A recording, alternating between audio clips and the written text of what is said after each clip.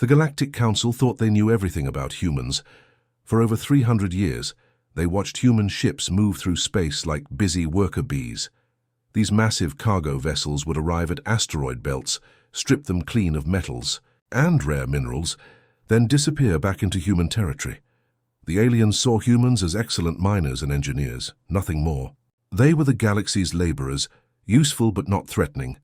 What the Council didn't know was that every single mining operation was a lie. Deep in the outer edges of human solar systems, in the cold darkness where few alien ships ever traveled, something incredible was happening. Those asteroid mining sites were real, but they weren't the main show. The real work was happening on the dwarf planets and small moons that floated quietly in space, looking completely ordinary from the outside. Human. Engineers had been working on these projects for centuries. Generation after generation of families lived and worked in secret, hollowing out entire worlds from the inside. They used the same mining equipment that the aliens had seen 1,000 times before, but instead of just collecting metals, they were building something that had never existed before in galactic history. The humans were turning planets into spaceships, not just any spaceships either. These weren't the sleek cruisers or massive battleships that other species built in orbital shipyards. Humans were literally gutting worlds and filling them with weapons, engines, and everything needed to support millions of people. The rocky, outer shell looked exactly like a normal moon or asteroid, but inside was a technological marvel that would make the most advanced alien civilizations weep with envy. The project was so massive that entire human families spent their whole lives working on just one section of one planet ship. Children grew up learning to weld titanium beams that were larger than city blocks. Engineers designed weapon systems that could crack continents in half. Farmers grew food in underground caverns that stretched for hundreds of miles. Every human involved knew they were building something that would change everything. They understood that one day their secret would come out, and when it did, the galaxy would never be the same. But they also knew that humanity needed this protection. The galaxy was full of predators, and humans had always been seen as prey. The most amazing part was how they kept it secret for so long. Human cargo ships would arrive at these mining sites, loaded with construction materials, then leave carrying actual minerals to sell to other species. The aliens watching never suspected that most of those materials were staying behind, being used to build weapons that could destroy entire fleets. Some of the planet ships were as large as Earth's moon. Others were smaller, about the size of major asteroids, but packed with enough firepower to level civilizations. Each one was a self-contained world, complete with its own atmosphere, cities, factories, and defense systems. They could travel between star systems, fight massive battles, and support their populations for decades without any outside help. The humans called their secret project the Great Work, and they knew that someday the galaxy would discover what they had really been doing all this time. The Zephyrian Empire had been planning their attack on New Geneva for months. Their intelligence reports showed it was just another human mining colony, defended by maybe a dozen patrol ships and some orbital platforms. The Zephyrians brought 3,000 warships to what they thought would be an easy conquest. There, admirals were already planning victory parades. Captain Jia Huan sat in the command center, buried deep inside what everyone believed was just another lifeless moon. For 37 years, she had lived on Titan 7, watching alien ships pass by without giving the rocky sphere a second glance. She had trained for this moment her entire life, just like her parents and grandparents before her. Today, the secret would finally come out. When the Zephyrian fleet dropped out of hyperspace, their sensors showed exactly what they expected. New Geneva looked like an easy target with its small defense force scrambling to respond. The moon Titan 7 sat there silently, appearing to be nothing more than a chunk of dead rock orbiting the planet. The Zephyrian commander didn't even bother scanning the moon properly. Why would he?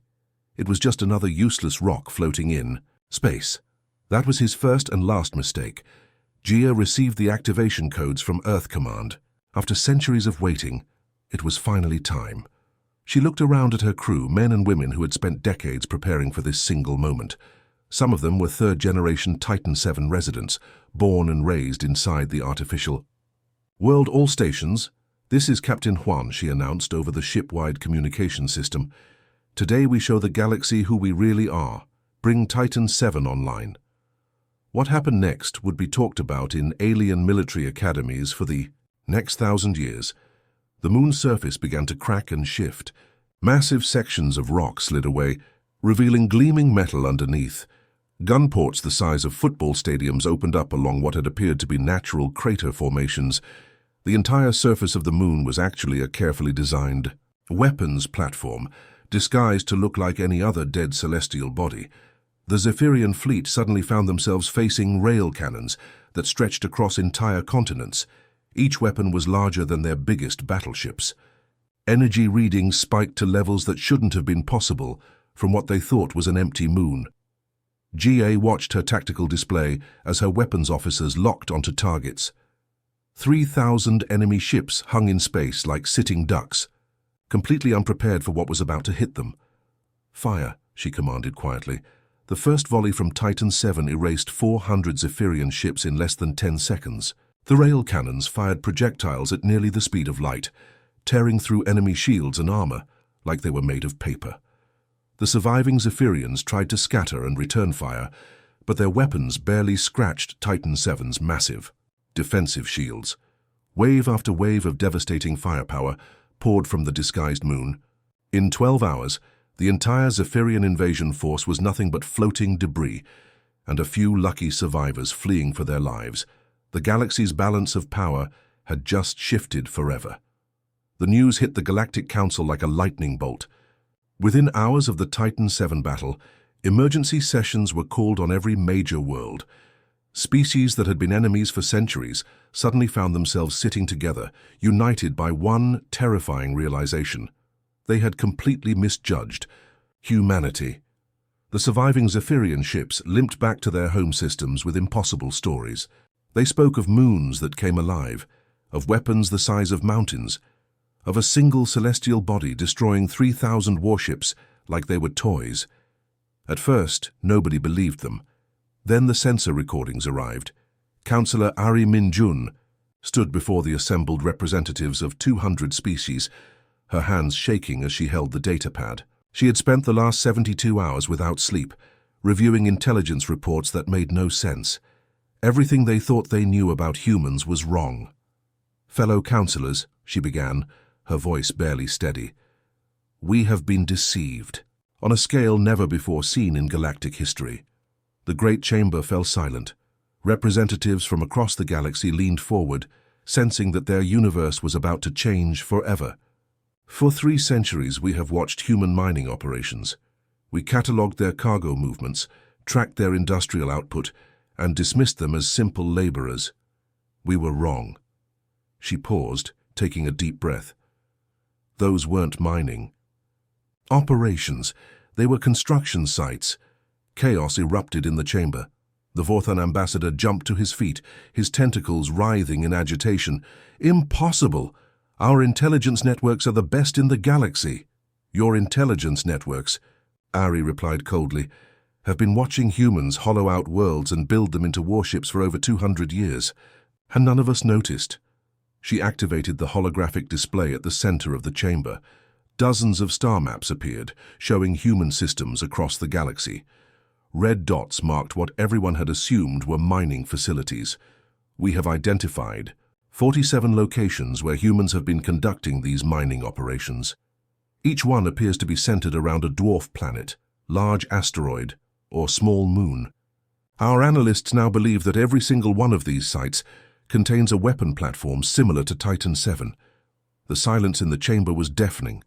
Representatives stared at the display, counting the red dots, calculating the implications. 47 planet-sized warships.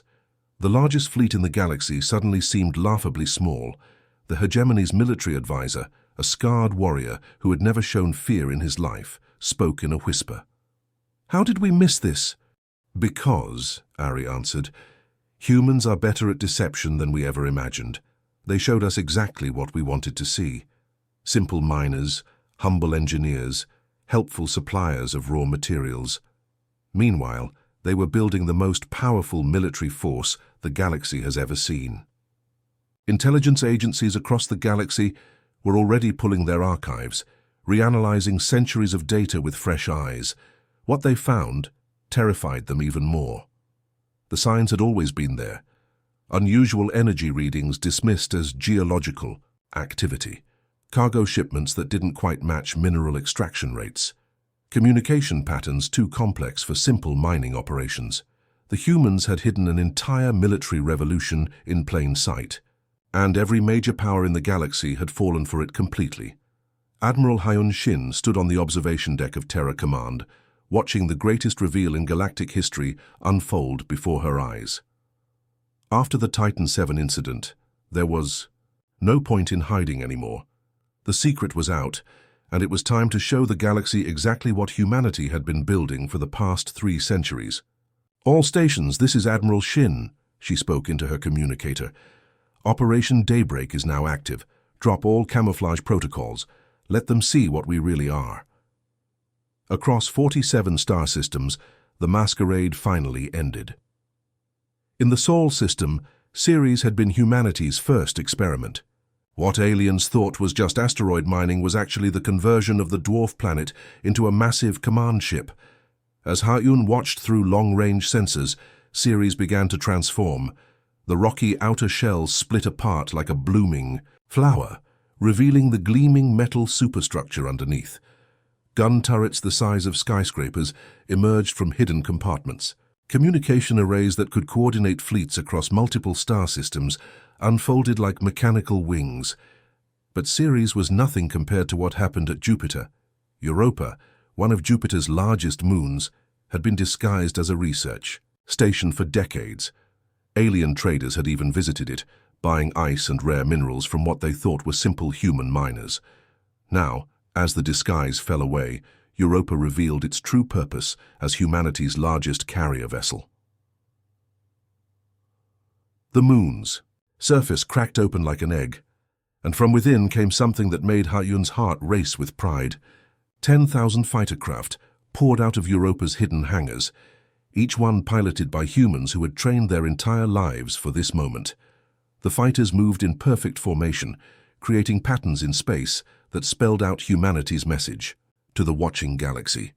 "We are not your prey anymore." Each planet ship was a complete world unto itself.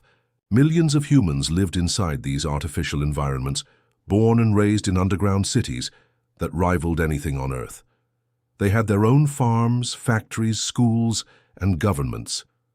Children played in parks built inside hollowed-out asteroids, while their parents worked in weapons facilities that could destroy entire fleets. The transformation wasn't just about revealing weapons. It was about showing the galaxy that humanity had built something unprecedented. Mobile civilizations that could travel between stars, fight wars, and support their populations for generations without any outside help. On Ganymede, another of Jupiter's moons, the rocky surface peeled away to reveal a massive industrial complex. This wasn't just a warship. It was a factory capable of building more planet ships. The aliens watching through their telescopes realized with growing horror that humanity wasn't just revealing their existing fleet. They were showing off their ability to build more. Hyun received reports from across human space as each facility dropped its disguise. Vesta became a siege breaker, designed to crack open enemy fortifications. Pallas revealed itself as a research vessel, bristling with sensors that could analyze enemy technology from light years away. Hygeia transformed into a medical ship capable of treating casualties from entire battle fleets. The galaxy had spent centuries thinking of humans as useful but harmless.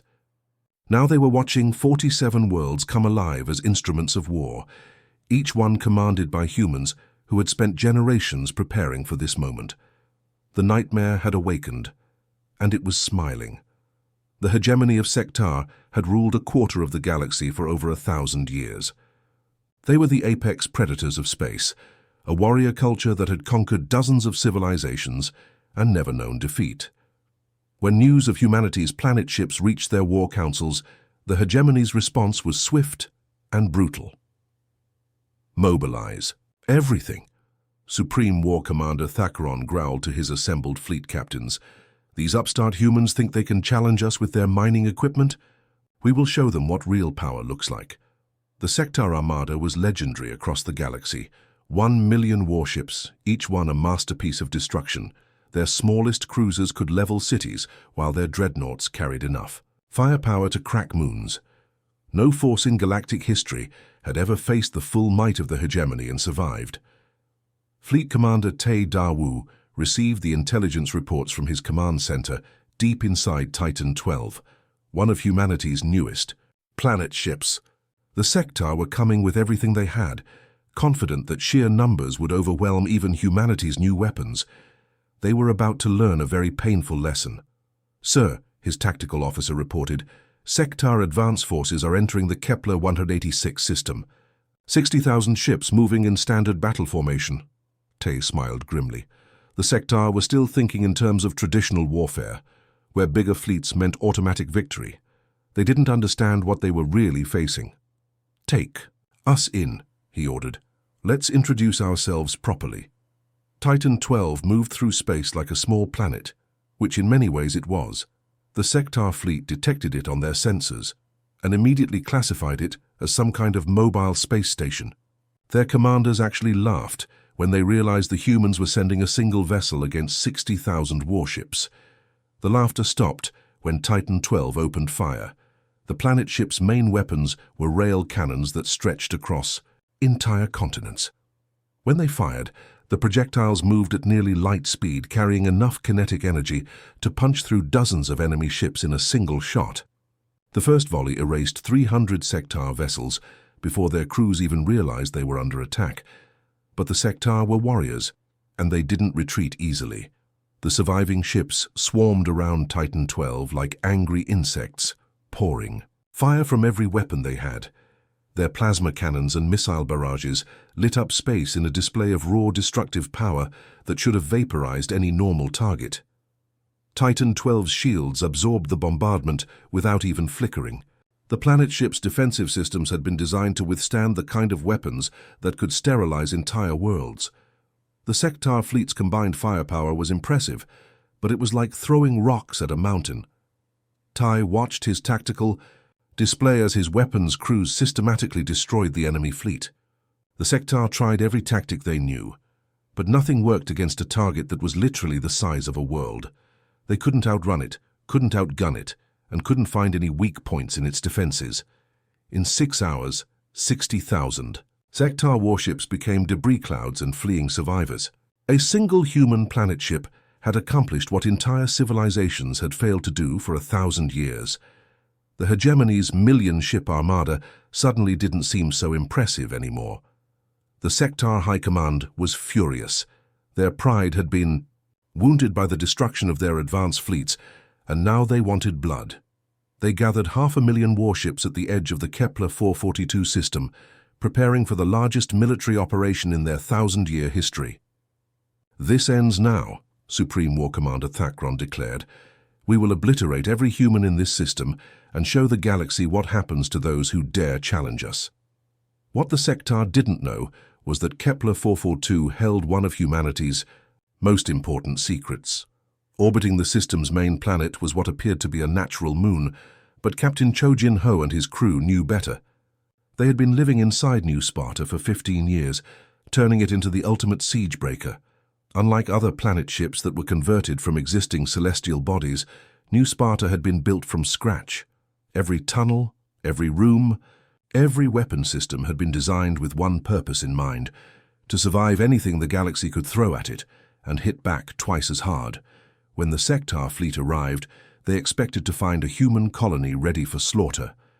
Instead, they discovered a world that refused to die. The bombardment began at dawn on the first day. 500,000 warships surrounded New Sparta and opened fire with everything they had. Plasma beams that could melt mountains struck the moon's surface. Nuclear missiles exploded in chains of brilliant fire. Energy weapons designed to crack planets poured their fury onto the disguised fortress. Captain Cho stood in his command center, 2 miles beneath the surface, listening to the thunder of impacts above. The walls around him were lined with displays, showing the battle raging outside. His crew worked calmly at their stations, Men and women who had trained their entire lives for exactly this moment. "Damage report," he called out. "Surface armor holding at 98%, his chief engineer replied. "All systems nominal. They're not even scratching us, sir." For 6 months, the siege continued. The Sectar threw everything they had at New Sparta, convinced that eventually the human defenses would crack. They had never encountered anything that could withstand such sustained firepower. Their weapons had destroyed planets before, so why wasn't this working? What they didn't understand was that New Sparta wasn't just heavily armored, it was a living fortress. Inside its underground cities, 3 million humans continued their daily lives. Children went to school in classrooms carved from solid rock. Farmers tended crops in vast hydroponic gardens. Engineers maintained weapon systems that stretched through the moon's core like a mechanical nervous system. The constant bombardment became background noise to the people of New Sparta. They had been born inside the fortress, raised knowing that someday they would face exactly this kind of attack. Every citizen was trained in multiple jobs, ready to keep their world running no matter what happened above. After 6 months of futile bombardment, the Sectar fleet began to run low on ammunition and energy. Their crews were exhausted, their ships needed repairs, and their commanders were starting to question whether this moon could actually be destroyed. That's when Captain Cho decided it was time to end the siege. "All weapons online," he announced. "Let's show them what New Sparta was really built for." The Galactic Council was in full panic mode. After watching the Sectar Empire's 500,000 ship fleet get destroyed by a single human moon, every species in the galaxy realized they were facing something beyond their understanding.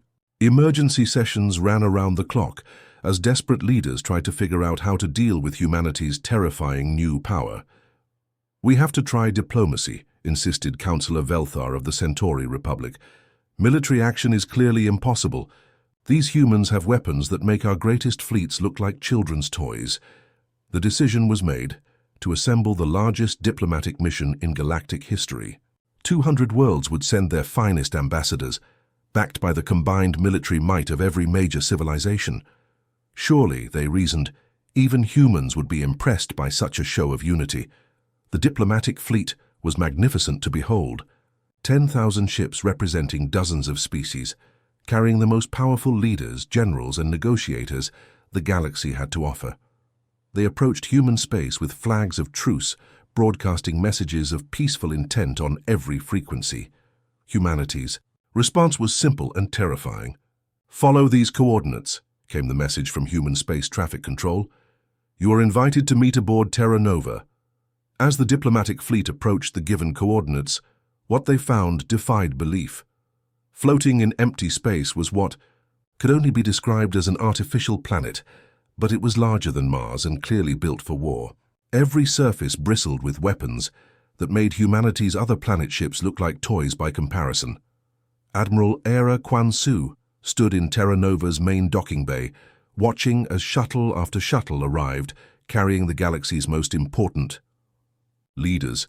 The docking bay itself was larger than most space stations, with a ceiling that stretched up so high it disappeared into artificial clouds. "Welcome to Terra Nova," she announced as the delegates gathered. Her voice echoed through the massive space, amplified by speakers built into walls that were literally miles apart. "I hope you enjoy your visit to humanity's flagship." The delegates stared around them in growing horror. They had thought they understood the scale of human engineering after seeing the other planet ships in action. Terra Nova made it clear they had understood nothing at all. As Admiral Era led the group through corridors that could have been city streets, she pointed out features that left the delegates speechless. "The residential sections house 50 million people," she mentioned casually. "Our industrial zones can manufacture entire fleets. The agricultural levels could feed 100 worlds." But it was the weapons tour that truly broke their spirits. "Here's our main gun," Admiral Era announced, leading them onto an observation platform. Below them stretched a weapon system that was literally the size of a small country. It fires projectiles at 98% the speed of light. The targeting computer can hit a specific building from 3 star systems away. The delegates from 200 worlds stood in silence, finally understanding the true scope of what they were facing. Terra Nova wasn't just a warship, it was a mobile civilization capable of destroying anything that stood in its way. "Now then," Admiral Aira said with a pleasant smile, "shall we discuss terms?" Fleet Admiral Huan Jimin entered the massive conference chamber aboard Terra Nova, where 200 of the galaxy's most powerful leaders waited in uncomfortable silence. The chamber itself was a statement of human engineering prowess, a circular room the size of a small city, with seating for thousands of delegates arranged in concentric circles around a central platform. As Huan walked to the podium, her footsteps echoed through the vast space. The delegates watched her with a mixture of fear and fascination. This was the woman who commanded humanity's planet ship fleet, the most powerful military force the galaxy had ever seen. "Honored representatives," she began, her voice carrying clearly to every corner of the enormous room. "For 3 centuries, you have known humanity as miners, traders, and suppliers. You saw us as useful but harmless, content to strip asteroids and sell you raw materials, while you fought your wars and expanded your empires." She paused, letting her words sink in. Many of the delegates shifted uncomfortably in their seats. That version of humanity no longer exists. Today we reveal who we really are and what we've been building while you weren't paying attention. The chamber's massive holographic displays came to life, showing images of the 47 planet ships scattered across human space. Each one was a world-sized fortress, bristling with weapons that could reshape star systems. "The age of humanity as galactic underdogs is over," Huan continued. "We are now the dominant military power in known space, and with that power comes responsibility. From this day forward, human planet ships will patrol the major trade routes, ensuring safe passage for all legitimate commerce." A Vothan delegate raised one of his tentacles. "And what gives you the right to police galactic space?" Huan smiled coldly. "The same thing that has always determined who makes the rules in this galaxy: superior firepower. The difference is that we intend to use our power responsibly." She activated another display showing the current conflicts raging across the galaxy.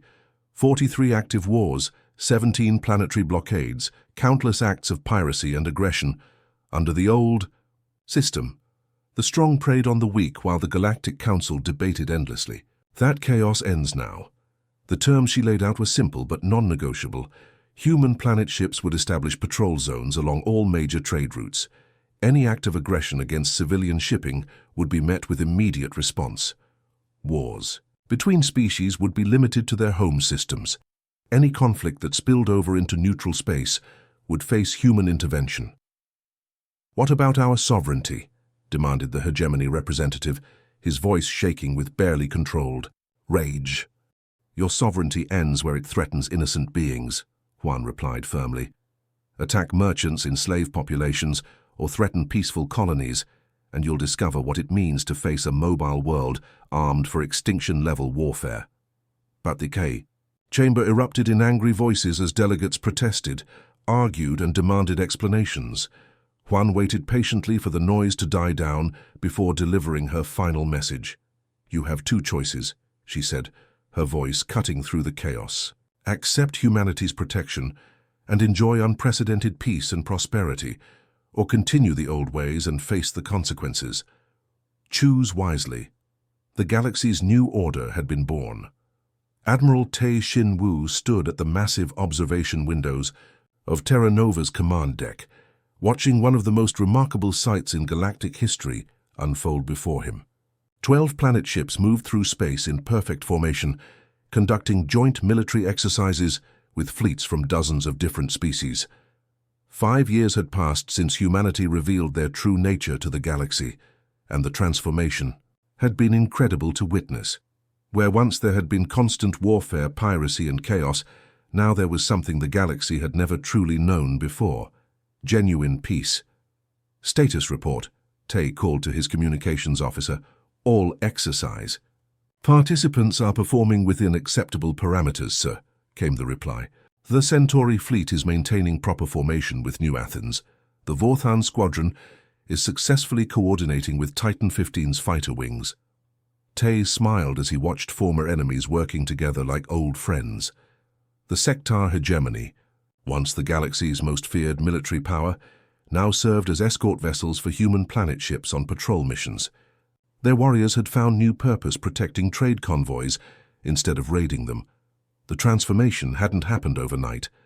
In the first year after humanity's ultimatum, several species had tried to resist the new order. The Kethran Confederacy had attempted to blockade a major shipping lane, confident that their advanced stealth technology would protect them from human retaliation. They learned otherwise when New Sparta emerged from hyperspace and disabled their entire fleet without firing a shot. The planet ship's sensors were so advanced that Kethran stealth ships might as well have been broadcasting their locations on open channels. "Admiral," his tactical officer announced, "we're receiving a priority message from the Galactic Trade Commission. They're reporting another record quarter for interstellar commerce. That was the real success story of the past 5 years. With human planet ships ensuring safe passage along all major trade routes, galactic commerce had exploded. Species that had spent centuries fighting over resources now found it more profitable to trade for them. The galaxy was becoming wealthier and more prosperous than anyone had imagined possible." Tay pulled up the latest reports on his personal display. Piracy incidents had dropped by 98%. The number of active wars had fallen from 43 to 0. Even border disputes were being resolved through negotiation rather than violence, mostly because no one wanted to risk having a planet-sized warship show up to enforce the peace. The most surprising development had been how quickly former enemies adapted to the new reality. The hegemony's warriors, once devoted to conquest, had become some of the most effective peacekeepers in the galaxy. The Vorthan intelligence networks, previously used for espionage and sabotage, now helped track down the few remaining criminal organizations. "Sir," his communications officer called out, "we're receiving a joint message from the Galactic Council. They're formally thanking humanity for 5 years of unprecedented peace and requesting continued protection services." Tay chuckled softly. The same council that had once viewed humans as simple miners was now begging them to continue their patrols. How times had changed. As he watched the joint exercises continue, Tay reflected on humanity's greatest lesson to the galaxy. Sometimes the best way to ensure peace wasn't through diplomacy or treaties, but by being so overwhelmingly powerful that no one dared disturb the tranquility. The galaxy had finally learned to behave, and everyone was better off for it.